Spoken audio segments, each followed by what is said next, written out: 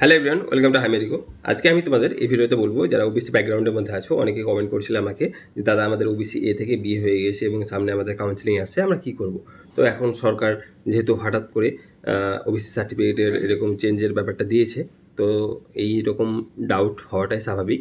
তো আমি সবাইকে রিকোয়েস্ট করবো যে তোমরা এসটি অফিস থেকে যোগাযোগ রাখো এবং তোমাদের অবশ্যই অনলাইনে এইটা আপডেট করে নিতে হবে। মানে যাদের ওবিসি এ থেকে বি ক্যাটাগরিতে এসছে বা ওবিসি বি থেকে যারা এ ক্যাটাগরির মধ্যে এসছো বা যারা সেম ক্যাটাগরিতে বিলং করছো, সবাইকে কিন্তু ওবিসিটা আপডেট করতে হবে। এবং গভর্নমেন্ট থেকে যেহেতু নোটিশ পাবলিশ করা হয়েছে যে সবাইকে ডিজিটাল সার্টিফিকেটটা বের করতে হবে।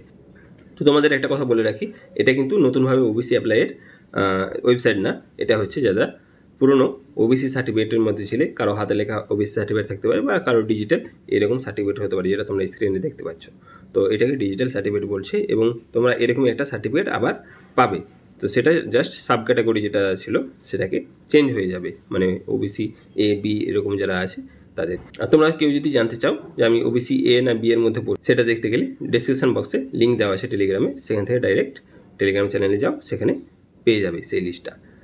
তো তোমরা কীভাবে আপডেট করবে সেটার জন্য এই ভিডিওটি অ্যাকচুয়ালি বানানো। সামনে তোমাদের কাউন্সিলিং স্টার্ট হয়ে যাবে, 1 মাসের মধ্যে সেই ওবিসি সার্টিফিকেট জোগাড় করতে হবে। কীভাবে তোমরা ওবিসিটা অ্যাপ্লাই করবে এবং নতুন ওবিসি সার্টিফিকেটটা কীভাবে পাবে, সেগুলো সমস্ত কিছু এই ভিডিওর মাধ্যমে কভার করে ফেলবো। তো কীভাবে তোমরা অ্যাকচুয়ালি সেটা অনলাইনে চেঞ্জ করতে পারবে সেটা একবার দেখে নেওয়া যায়। তো গুগলে গিয়ে তোমাকে সার্চ করতে হবে যে কাস্ট সার্টিফিকেট wb-government.in, ঠিক আছে? তাহলে তোমার এরকম একটা পেজ খুলে যাবে। তো এখানে নিচে যখন তোমরা আসবে তখন এখানে দেখো যে ওবিসি লেখা আছে, অ্যাপ্লাই ফর ওবিসি। এটা নতুনভাবে কিন্তু ওবিসি অ্যাপ্লাই না, এটা যারা তোমরা ওবিসি এ থেকে বি গিয়েছো বা বি থেকে এসছো বা ওবিসির মধ্যে আগে থেকে অ্যাপ্লাই করা ছিল তাদের জন্য।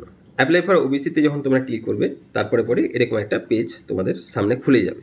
তো সেখানে তোমরা দেখতে পাবে do you have any digitalize caste certificate. তো সেখানে তোমাদের ইয়েস করতে হবে।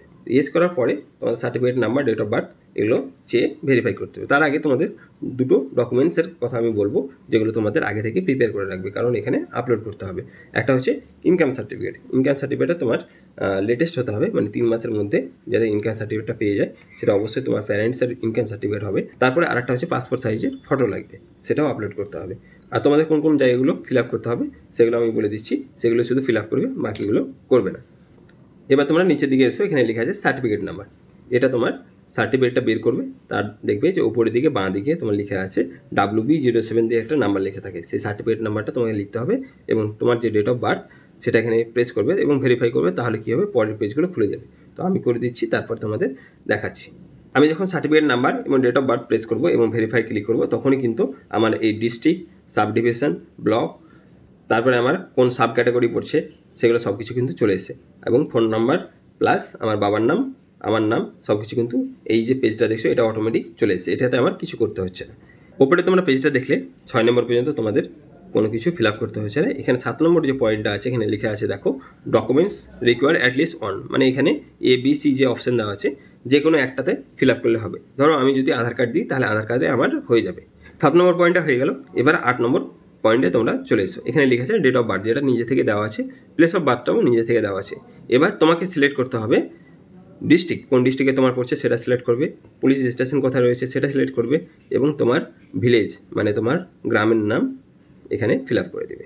তারপরে 9 নম্বর পয়েন্টে আছে দেখো যে ইন্ডিয়ান, এটা নিজে থেকেই ছিল। তারপরে রিলিজিয়ন তোমার কী আছে সেটা দেবে এবং তোমার জেন্ডার সেটা সিলেক্ট করবে। তারপরে নিচে এখানে দেখো যে ইনকাম সার্টিফিকেট যেটা আছে সেটা তোমরা আপলোড করবে এবং তোমার যে একটা রিসেন্ট ফটোগ্রাফ পাসপোর্ট সাইজে সেটা এখান থেকে অ্যাপ্লিকেশন ফটোগ্রাফ লেখা আছে এখানে ফিল আপ করে নেবে। তো তাহলে তোমরা দেখতে পেলে 12 এবং 13 এখানে কিন্তু তোমার ডকুমেন্টস আপলোড করতে হচ্ছে, আর কোথাও কিন্তু ডকুমেন্টস আপলোড করতে হচ্ছে না। এবার 14 নম্বর পয়েন্টে এসে তোমরা দেখো যে তোমার বাবা এবং মা সার্ভিস করে কিনা সেটা নিয়ে। আমার যেহেতু বাবা মা সার্ভিস করে না, তো আমি এখানে নান লিখে দেব, দুটোতেই আমি নান করে দিচ্ছি। আর তোমাদের কারো যদি কোনো সার্ভিস, স্পেসিফিক সার্ভিস এখানে যেগুলো অপশান দেওয়া আছে সেগুলোর মধ্যে যদি করে তাহলে অবশ্যই তোমরা সেটা দিবে।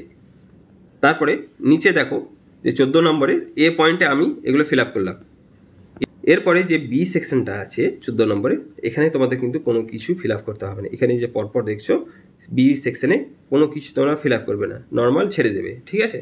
এখানে আবার সি যে পয়েন্ট রয়েছে, সি পয়েন্টে তোমাদের প্যারেন্টসের ইনকামটা চাইছে। তো এখানে তোমাদের যেমনটা বললাম যে তুমি যতটা ইনকাম দিয়েছো ইনকাম সার্টিফিকেট ততটাই দেবে।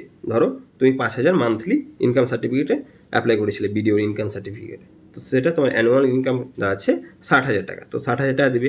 এবার তোমার মায়ের যদি ইনকাম থাকে স্পেসিফিক, তাহলে এখানে মায়ের ইনকামটা দিবে এবং সাবমিট বাটনে ক্লিক করে দেবে। সাবমিট বাটনে ক্লিক করার পরে তোমাদের একটা অ্যাকনলেজমেন্ট স্লিপ বেরোবে।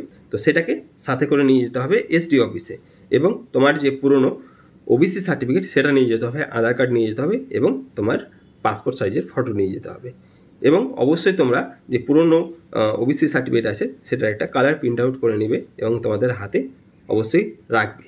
সেম টাইপের কালার প্রিন্ট আউট কিন্তু করা যায়। তো সেটা তোমরা কম্পিউটারের যে স্টুডিও আছে সেগুলোর সাথে যোগাযোগ করতে পারো, সেখান থেকে তোমরা বার করে রাখবে।